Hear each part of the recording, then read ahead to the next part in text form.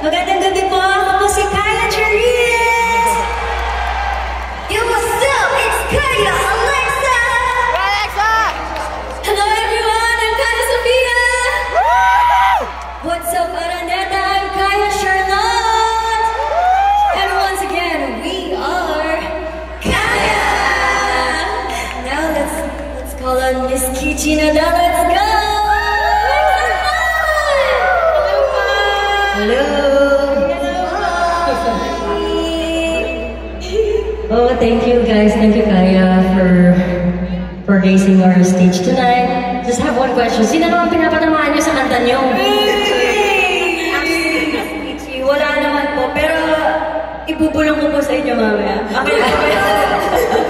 Pero kidding aside, we made this song po talaga for our listeners na nagmahal, nasaktan, nagpakatanga.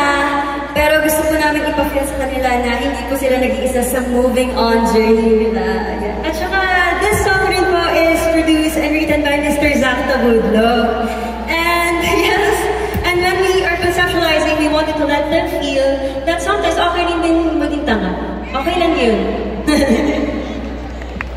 Actually, ito yung in-admire ko in this generation. Kasi aside from making music, you empower each other with your talent and nag-explore kayo ng mga collaborations. Yes, and honestly, sobrang inspired kami by yung Miss Kichi. Ako personally, laking Kichi Nadal medley. Yes, and you're an inspiration to a lot of artists, especially ngayon, kasi nagpa-perform and nagpa-produce ka pa rin po ng music while being a mom! And always remember to cherish your relationship kasi nasa lyric nyo rin naman eh. Sabi nga ni Mama, di ba?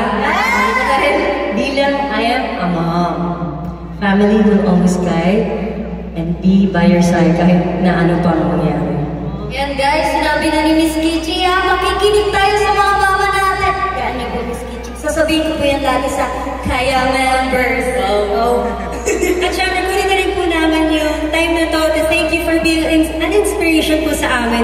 Hindi lang po sa mga kababaihan, but to younger generation like us. And of course, for letting us collaborate with you po. Thank you so much, Miss Kichi! Thank you! Tulad ng mga name ng group ninyo, kaya nyo yan. And people will support you along the way, di ba?